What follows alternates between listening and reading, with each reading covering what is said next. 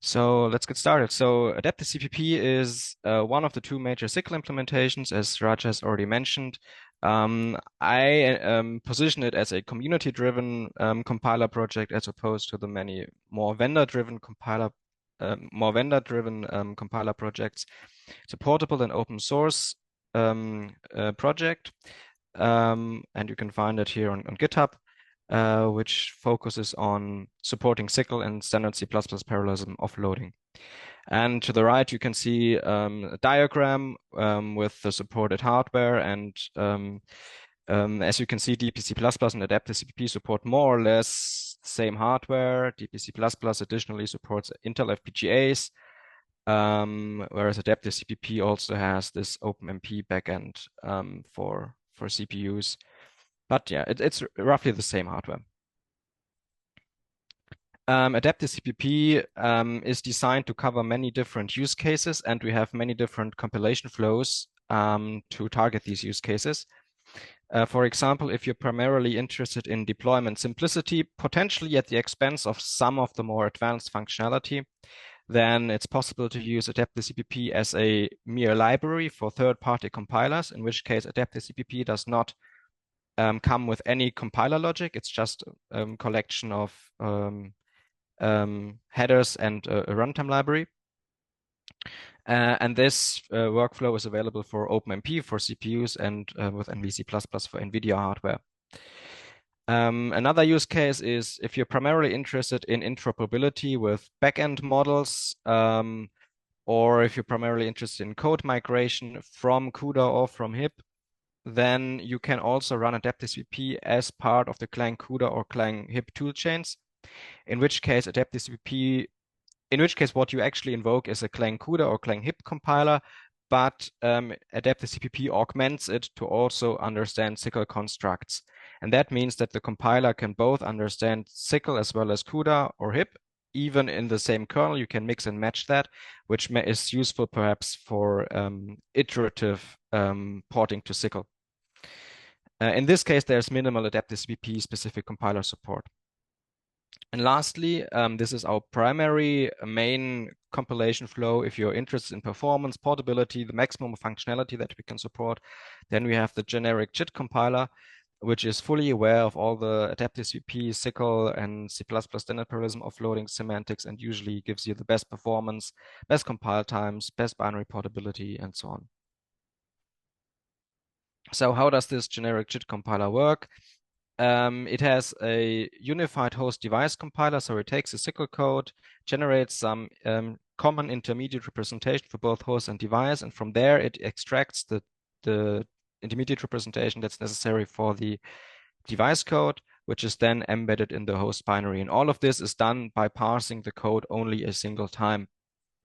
And then at runtime, it can JIT this unified code representation across backends to either the native host or to AMD GCN or NVPTX for NVIDIA GPUs or SPIR-V. And this is then also powered by the modular runtime backend plugins. So by OpenMP runtime or CUDA runtime or HIP runtime, OpenCL runtime, Level 0 runtime under the hood. And this is now the default, and this also means that now by default you no longer need to specify --ACPP targets, because if you just run ACPP, it will invoke the generic JIT compiler and generate a binary that can just run on all our supported hardware, because the code will be JIT compiled at runtime. This is how our full stack looks now. So we have both the C++ standard parallelism layer and SYCL support layer. I've shown a similar diagram already at the GA meeting last year. What is new now is that we now also have this host JIT, so we can now also JIT compile for the native host device, for the native host CPU, and run the JIT compiled code through OpenMP. And again, so OpenCL, this is where the one API construction kit then plugs in order to target RISC-V hardware. So AdaptiveCpp is unique in a number of ways, and I just want to highlight some of those. It's the only SYCL implementation with a unified host device compiler, which therefore only needs to pass the code once if you use the generic JIT compiler. It can generate a binary that can offload to the CPUs and all of the GPUs that we support from just a single compilation step. And as I said, you don't need to specify targets. You just invoke the compiler like any regular compiler, and it just generates a binary that is compatible with all of the devices that we support. It has a unified code representation across backends and also therefore a unified JIT compilation infrastructure across backends, which really simplifies implementing some JIT functionality and JIT optimizations, and I will talk about some of those later on. And it also supports any LLVM-supported CPU with full JIT capabilities. And there's also more like the CUDA source interoperability that I mentioned. There's also a growing community. What I've shown here is the number of GitHub stars as a function of time. As you can see, it's gaining popularity actually at an increasing rate here. And there's also a frequently used Discord server where I would say this is perhaps the largest SYCL-focused public Discord server at the moment. There's, of course, also the One API Dev Hub, which is larger, but it's not so SYCL-focused. And the Kronos SYCL Discord server is not really used at all.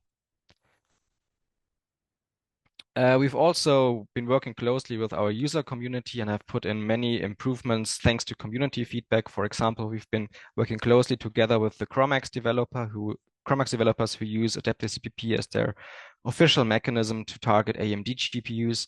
And based on their feedback, we've actually put in a new kernel submission model that is called instant submission, which basically bypasses some of the SYCL-related scheduling layers that are not needed for some applications.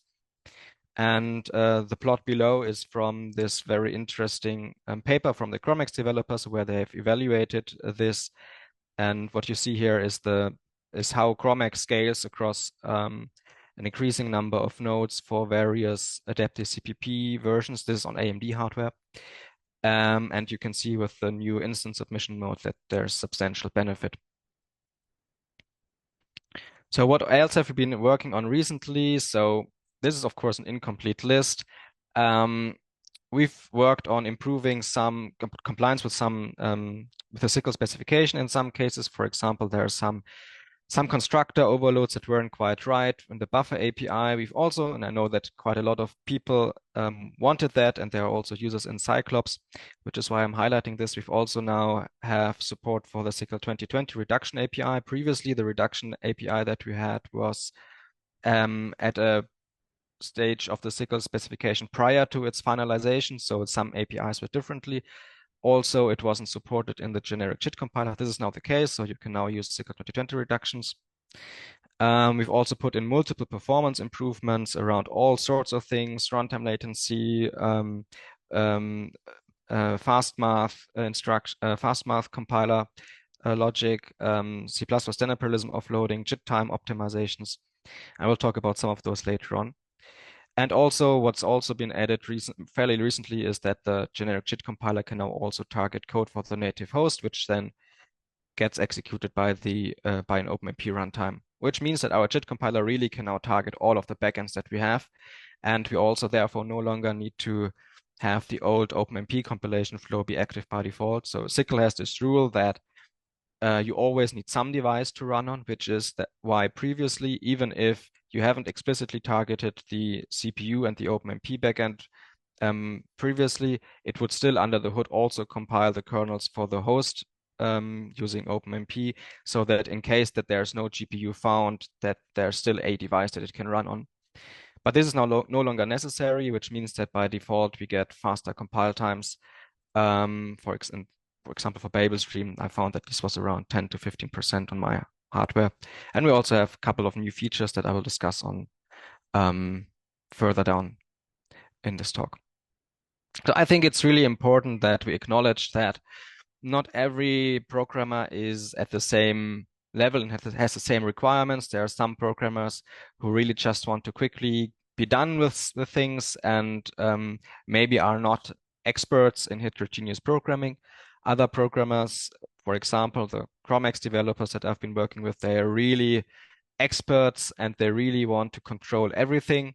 And so I think it's important that we can cover both use cases. And this is why we support both SYCL and C++ parallel STL offloading, so that programmers can choose their desired abstraction model and then even mix and match within the same application. So for example, you could start your development at a high level with C++ parallel STL algorithms, which is really a very productive way of writing code, and then drop to SYCL if you find that you need to tweak some kernels more, that you need more control over asynchronous execution over your devices, and so on. So I really see these as two complementing things, and both may be needed for full coverage of all needs. And so let me first talk a bit about what we've done for the high-level use case with C++ parallel STL offloading. So as if you're not familiar, so C++ 17 parallel STL provides mechanisms to express data parallel computation. So there are algorithms like for each, transform, reduce, fill, copy, and so on and so forth.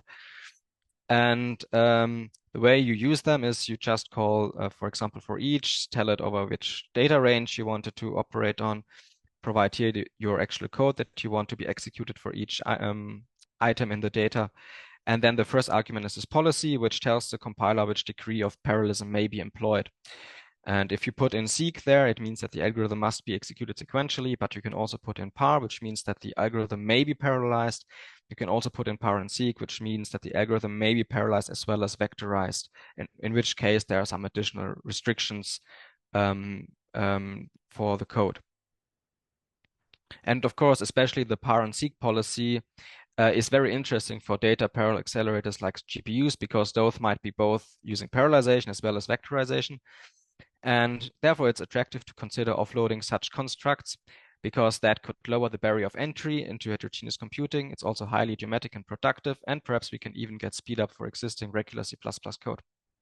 And this programming model is referred to as std-par, which is more abstract and high level than SYCL, but it also lends itself, because of that, to some very interesting experiments that I think can be also interesting in the context of Cyclops later on, such as cross-device scheduling experiments, because I've experimented with that in SYCL, and I found that SYCL makes it hard to work with that to the extent that I would like, because it's really too prescriptive in some ways. And this model currently is actually supported by all the compiler vendors. So NVIDIA started working on that, but now also AMD as well as Intel support it for their hardware with their compilers. But AdaptiveCpp really is the only std-par solution that can target all of them robustly, and that includes the case with our JIT compiler of creating a single binary that can offload to any of those. And this is how it looks, for example. So really, it's just regular C++ code. You allocate some STD vectors. You don't need any GPU-specific memory management. And then you invoke your algorithm. In this case, we formulate a triad. There's no way in std-par to manage devices or asynchronous execution, so the implementation needs to do this under the hood. And then at the end, there's an implicit barrier, because the assumption in the C++ model is that when a parallel STL call returns, the changes are visible. This is, of course, a basic example. You can do more powerful things like free indexing for stencil codes and so on. So how does this kind of work? So the idea is to intercept all memory management, unless you're on a system where you have true unified memory, in which case you don't need it. And that also means that AdaptiveCpp now has mechanisms to track memory allocations efficiently. And I think that can also be very useful later on in SYCL, because we can, for example, we now have logic that allows us to efficiently tell, if we have a pointer, what is the base address of the allocation that this pointer belongs to, what is the size of the allocation, and so on and so forth. And I think this can also allow us to make some interesting JIT time optimizations in the future. Then you make all allocations GPU accessible, for example, by replacing all your regular malloc calls in the compiler with call to SYCL malloc shared, which is a unified memory that migrates automatically between host and device. And then you intercept and offload calls to those parallel STL functions if offloading is possible for a specific use case. We've also added some additional optimizations that are not implemented by the compiler vendors, by the std-par vendor compilers, such as automatic prefetching, optimized memory pool, and offloading heuristics, which basically tracks performance of both the device execution and host execution, and then tries to automatically determine whether it's useful to offload, and also eliding that implicit barrier at the end that I had mentioned. And this is described in detail in my most recent iWocal paper, which is open access, so you can just download it, which was presented earlier this year in April.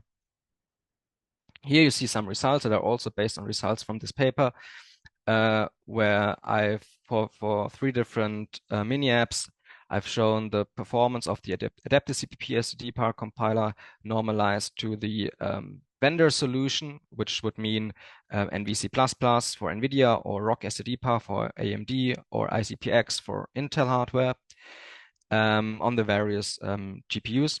And you can see that AdaptiveCpp in some cases is much faster. And this is, I suspect that there was something wrong with the ICPX memory management interposition layer. And for AMD, I think this is because AMD actually needs a fairly elusive compiler feature to be efficient with unified shared memory, while AdaptiveCpp does not depend on that to the same extent, which is why if you don't have this feature, which is called XNAC, you still get good performance with AdaptiveCpp. But even if we ignore these extreme cases, you can see that we compete actually fairly favorable, and also, for example, outperform NVC++ in 2 out of 3 cases. And with a more complex mini app, which is a Lulesh, a shock hydrodynamics mini app, which is a massively latency-bound application, we actually outperform NVC++ for all problem sizes by substantial amounts, up to 90%. And this is because we can actually remove this implicit synchronization at the end of SED-PAR calls if it's not necessary. And that can give us huge speedups for the small problem size regime. For the large problem size regime, there's a problem with the memory pool with NVC++. Now let's talk a bit more for the let's discuss a bit more the use case that's maybe more interesting for the expert programmer, that is runtime modification of kernels. And I think this is interesting for AdaptiveCpp because AdaptiveCpp is the only SYCL implementation that has a unified JIT compiler across all the backends. So it kind of makes sense to leverage that and see what we can get out of it. And what we've worked on is to add automatic JIT time optimizations. And we have this environment variable now that is called ACPP adaptivity level, which is basically something like a runtime optimization level. And basically higher values means that it will optimize the kernels more for the actual way in which they are used and will take into account more runtime information. But of course, the downside is that then you need more JIT compilations, or the application may need more runs to reach peak performance, because the JIT compiled kernels are actually stored in a persistent kernel cache on disk. So once it has generated them once, it will not do that again for future application runs. So generally, if you run your application more than once, you don't feel a lot from this. You don't feel a lot of drawbacks from this adaptivity level usually. So what do you get if you set this to any value except than 0 and the default is 1?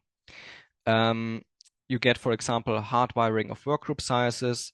Also, the optimizer is informed about the configuration of the kernel launch at runtime, which can also help things like register scheduling. And there are also other optimizations. For example, it detects if your kernel problem size fits in 32-bit integers, and if so, it uses different code paths for querying the global IDs, because then you can work with 32-bit registers, for example.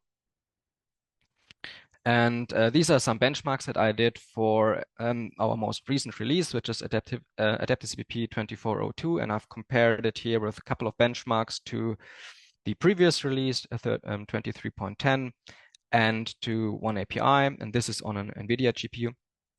And as you can see, there are some fairly substantial performance improvements, and we also compete very favorably to oneAPI.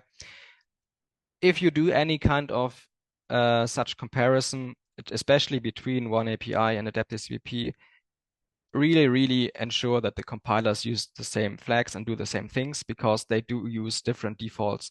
For example, ICPX uses fastmath by default, AdaptiveCpp does not, and there are also differences with regards to whether the square root and other built-in functions have the same precision requirements and so on and so forth. So when we talk about JIT time optimizations and runtime modification of kernels, I think we also need to talk about SYCL 2020 specialization constants.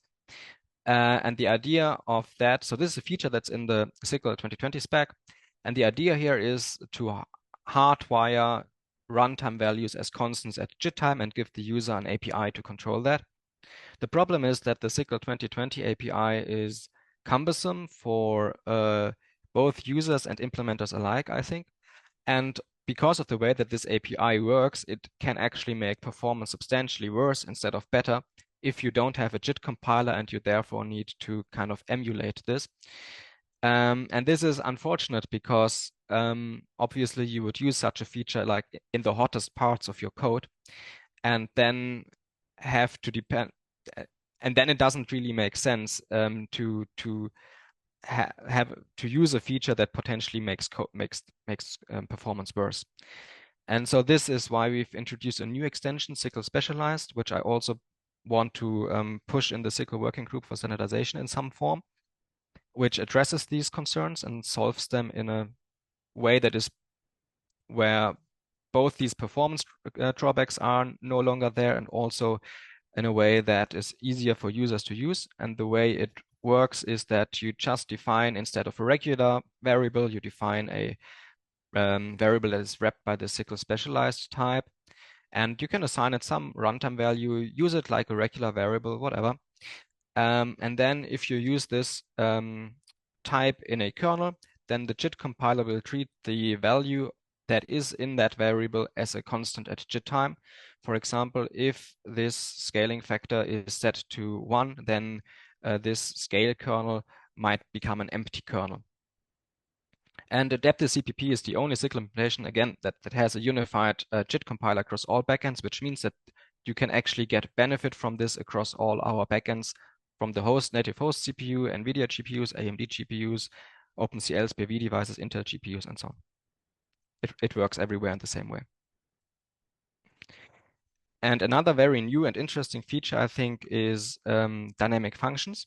And I think this is also interesting in light of the fact that in the last SYCLOPS meeting, we've discussed kernel fusion.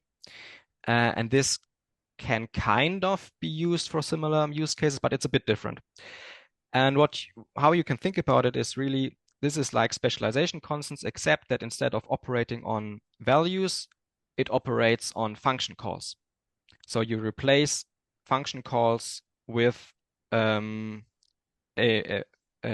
function call that you define at runtime. And this allows you to basically do runtime kernel assembly. So you can replace functions with the definitions that you select at runtime. You can also replace functions with a call sequence to other function definitions at runtime. And this allows you to kind of do similar things as kernel fusion. So because it gives you more control and operates at a bit more lower level, this can, for example, be used to build your own user-controlled kernel fusion engines. Or you could use it, for example, to do something like JIT time polymorphism, where you want to customize the behavior of your code at JIT time by replacing how some functions actually operate. And again, so this is, you can kind of do similar things as with code-based kernel fusion work with this, but the focus really is different, because with the DPC++ kernel fusion, the philosophy is more that you take existing SYCL code, you modify it as little as possible, then maybe get some speed up because under the hood it fuses some kernels. With AdaptiveCpp dynamic functions, the idea is more that you explicitly program for the JIT use case, and you build your own framework that explicitly use JIT functionality. And this is how it looks like. So let's say you have a couple of operators that process your data in some form. And let's say you have defined them here. And then you invoke a kernel that just invokes this undefined run function. And then we can say that then we can construct a dynamic function config object. And then we can, in this function config object, we can say that we want to define this run function as a call sequence to operator A and operator B. And that means that the JIT compiler will replace this run function effectively with a call to operator B followed by a call to operator, by a call to operator A followed by a call to operator B. So effectively, if those operator A and operator B, if those correspond roughly to kernels, you could consider this some kind of kernel fusion. Of course, one example of kernel fusion is that you may also remove unnecessary loads and stores to global memory. And in the previous example, this we haven't really addressed because those two for operator A and operator B functions still get the data pointer and the SYCL item. So chances are they would probably still load and store. Maybe the compiler would realize that they actually operate on the same data. Maybe not, who knows? But if you want to make it explicit that they should not load to global memory and you really want them to only operate on registers, for example, you can also enforce that explicitly by choosing an appropriate API. So if you just say that they just operate on one data element, we could just get the data ourselves in our kernel and then just define the run function such that it operates on that data. And actually, I forgot to adapt the run function signature. So of course, this also should now only take an int reference. Sorry for that. And then in the end, we store back. So really, this functionality really depends on how you use it. It gives you a great amount of control over what happens in the code, but also it requires you to think more about the interfaces that you're designing. And if this is now, there's another example that's maybe more about the JIT time polymorphism use case. Let's say, for example, we have two algorithms that we might use in our kernel. And if our problem size is small, then we say that we want to use algorithm 1. But if our problem size is larger than some limit, then we may want to use algorithm 2. So we can also do this then in using dynamic functions. And of course, in this case, this is a simplistic case. So in this case, you could also just use SYCL specialization constants and have an if-else branching in your kernel. But of course, if you have a larger complex applications where there are many calls to these dynamic functions, to these algorithms, then it might get infeasible to have like lots of if-else statements and lots of specialization constant use in your code. And this is then easier. Of course, you can also have an arbitrary number of, this is a basic example, you can have an arbitrary number of dynamic functions in one kernel, and they also don't have to appear in the top level kernel function, like you can also have them in some function that is further down the call graph in your kernel. One important remark is that this functionality really requires JIT compilation. So unlike specialization constants or the CodePlay kernel fusion work, you cannot emulate it or you cannot ignore it as a hint. Like the semantics of your code really depends on the compiler being able to JIT compile your code as requested. And because of that, it only works with the generic JIT compiler, which is our default compiler. Otherwise, you get a compile time error.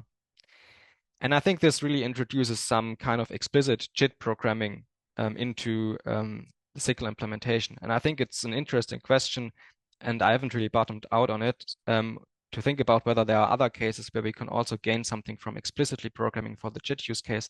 So if you have some ideas, then please let me know. AdaptiveCpp also automatically distinguishes different kernel configurations using a hash, so it doesn't JIT more than necessary. If you request the same dynamic function configuration multiple times, it only JITs once because it will notice that you're requesting the same thing.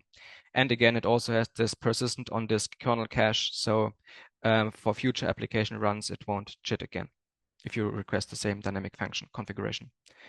Also, the optimization pipeline runs after the dynamic function configuration has been applied, which means that there's really no kernel performance difference between using a dynamic function and just hard coding a function call as in regular code. And big disclaimer, this is a brand new feature. I don't feel like I understand yet where the limitations are, or whether some parts of it need to be improved, whether there are some API design issues that we can maybe address and improve. So if you have some use for it, please try this feature and give some feedback. Also, you might notice that I haven't shown performance numbers for this, and this is really because it depends massively on how you use it and what you do with it. And again, there's no kernel performance difference between dynamic functions and using a hard-coded function call. So the performance numbers you would get are just in line with that. So what else are we looking into? So currently we only have adaptivity level 1. So in the future, there's also going to be adaptivity level 2, where it does more aggressive optimizations. And one thing I'm working on at the moment is the automatic detection of invariant kernel arguments and then automatic specializations of kernels for those arguments. So basically applying specialization constants automatically when it makes sense. And also, I think it would also be interesting to add an auto-tuning infrastructure for workgroup sizes, for example. Another thing that users have asked is LLVMIR interoperability. So some users want to generate custom LLVMIR at runtime and feed that into our JIT compilation infrastructure and run it through the AdaptiveCpp runtime infrastructure. And that can be useful when constructing other LLVM-based frameworks on top of AdaptiveCpp. And hopefully some of these features will be contained in the 2406 release, which is planned at the end of June or early July. We're a bit behind schedule, so let's see. So yeah, we have powerful, unique features in AdaptiveCpp, such as our generic single-pass JIT compiler for performance and portable binaries. We have fairly optimized parallel STL offloading, which typically outperforms vendor solutions. We can do powerful JIT compilation features such as automatic JIT time optimizations, runtime modification of kernels, and this new dynamic functions. And yeah, that was what I wanted to show you in my talk. If you like, I can show you a quick demonstration. Hang on. So let me make this a bit larger. So let me first check what devices are in the system. So this is here on my development notebook. So there's not going to be too powerful hardware in here. But as you can see, I have an Intel integrated GPU here. I have the OneAPI construction kit installed. I have an Intel CPU here, and this is all powered by the OpenCL backend. I have my OpenMP backend, and I have an oldish CUDA GPU in there. And I'm here in the directory of some simple n-body benchmark. And let me now quickly compile the code. And this is very easy, as I said, because as I said, you don't have to specify --ASPP targets. By default, it just generates a binary that runs everywhere with our JIT compiler. Now it's compiling.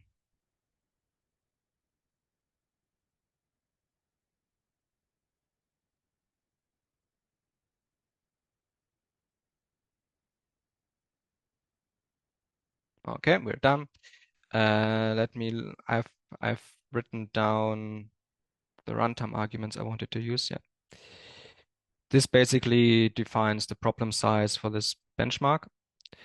And let's run on our NVIDIA GPU. And I enforce that it runs on the NVIDIA GPU by just restricting the visibility of other backends. Of course, you could also select your device programmatically in your code, but this benchmark is very simple. It just constructs a cyclic queue on the default device, so the implementation picks something, and this enforces that it picks the CUDA GPU. Let me also start by setting the adaptivity level to 0, and let's see if we can actually see some benefit from the JIT time adaptivity. And you see we get some performance of around 160, whatever this is, gigaflops, I don't know. And now let's set adaptivity level to 1.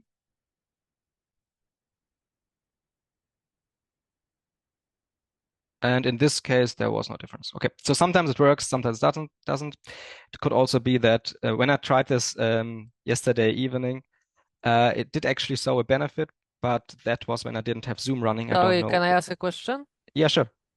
You have a typo in adaptivity level. Well, that might explain it. So now is it right now? Adaptivity? I think it's right. Okay, so let's try again. Okay, now we get 150 here, and okay, thank you for pointing that out. Now you can see a clear difference between the two cases. So we got 150 without runtime and chit time optimizations and 180 with.